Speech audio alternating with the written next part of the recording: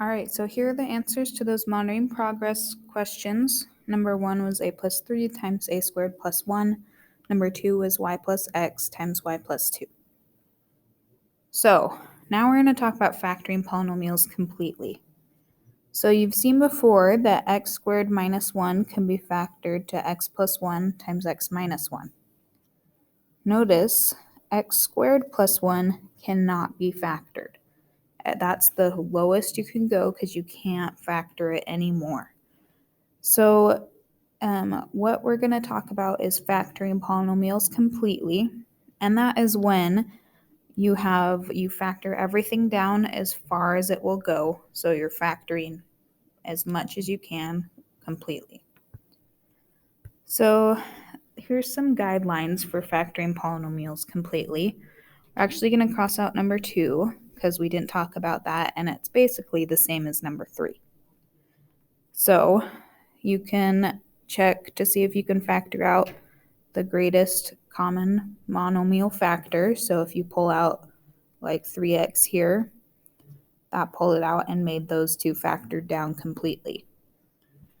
You can also factor our trinomials, which we did in 2.5 and 2.6 with our box.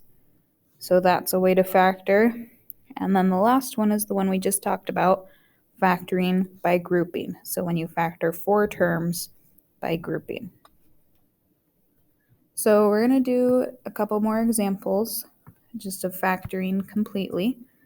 So again, this just means we want to get everything down as far as we can.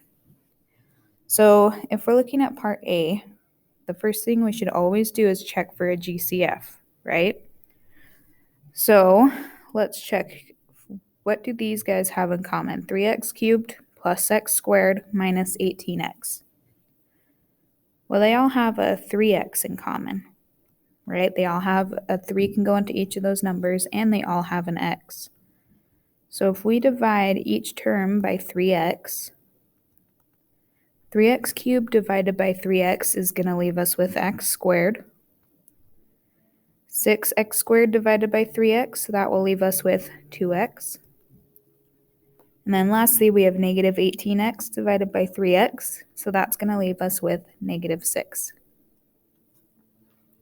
So now we've factored out our GCF, our 3x, but now we have this trinomial that looks like it might be able to be factored more. So we need to check. So if we do our a times c, 1 times negative 6, that's going to be negative 6. So we need two numbers that multiply to negative 6, but they need to add to 2. So what multiplies to negative 6? Well, we could have negative 6 times 1, negative 1 times 6, negative 3 times 2, or negative 2 times 3. Those are all of our factors of negative 6. However, none of those are going to add up to plus 2. Since none of them add up to plus 2, that means that this polynomial is unfactorable, the x squared plus 2x minus 6.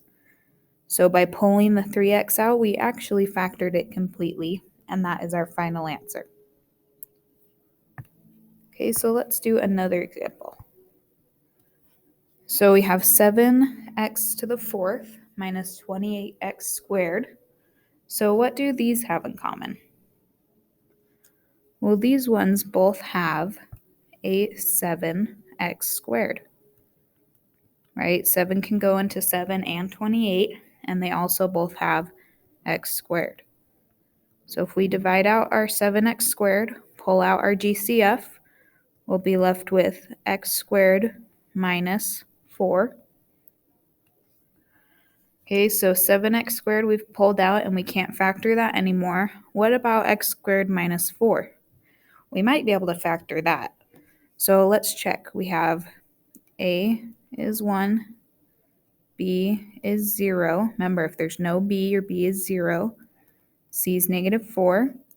So when we do a times c, that's 1 times negative 4, which is negative 4. So we need two things that multiply to negative 4, and they need to add to 0. right, our b value. So what multiplies to negative 4? Well, we could do negative 2 times 2, and negative 2 plus 2 is going to equal 0. So we're going to make our box. We have x squared and minus 4. And then we're going to split up our 0x to be 2x and negative 2x. Now we need to find the sides. So between x squared and negative 2x, those have an x in common. If that side's x, then we're going to have x up here to get x squared. If that side's x, we're going to have a 2 here to get 2x. 2 times negative 2 is negative 4. Double check our last box. Negative 2 times x is negative 2x. So x squared minus 4 factors into x minus 2 times x plus 2. And we still have our 7x squared that we pulled out front. And those can't factor anymore, so we're done there.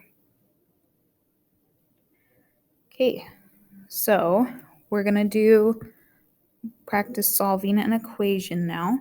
So we have 2x cubed plus 8x squared equals 10x. So first to solve, we need to get everything on the same side so that we have it equal to 0, right? So we're going to subtract 10x from both sides. So we get 2x cubed plus 8x squared minus 10x equals 0. So now if we look at these, do we have a greatest common factor? Yeah, we have a 2x, right? They also all have an x in common. So if we divide everything by 2x, we'll be left with x squared plus 4x minus 5, right? We're just dividing that 2x out, equals 0. So now we need to see if we can factor our x squared plus 4x minus 5. So if we do a times c, that's 1 times negative 5, which is just negative 5. So what multiplies to negative 5 but adds up to 4? So for negative 5, we can either do negative 5 times 1 or 5 times negative 1. Negative 5 plus 1 is going to be negative 4, so that doesn't work. 5 plus negative 1, that's going to add up to 4. So those are our two factors that we're going to use in our box. So first term goes in the first box, last term goes in the last box, and then we're going to split up 4x to be 5x and negative 1x.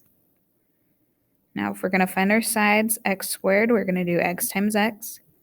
If that side's x, this side is going to be 5 to get us 5x. If that side's 5, this side's going to be negative 1. Double check, x times negative 1, is that negative x? Yes. So our x squared plus 4x minus 5 has factored down to x minus 1 times x plus 5. And then we still have our 2x that we pulled out in the beginning.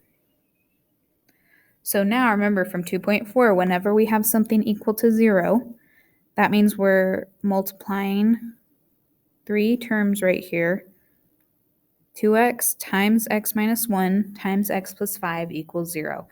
Anything times 0 will be 0, so that means either 2x is going to equal 0, x minus 1 equals 0, or x plus 5 equals 0. So now we just need to solve for x. So if 2x equals 0, we're just going to divide by 2 to get x by itself, so x equals 0. X minus 1 equals 0. We need to add 1 to move it to the other side and get x by itself, so x could equal 1. Or we're going to subtract 5 so that x is by itself, and we get x equals negative 5. So our answer for this one is 0 or 1 or negative 5. Okay, so pick a few of these monitoring progress questions to try, and I will give you the answers at the beginning of the next video.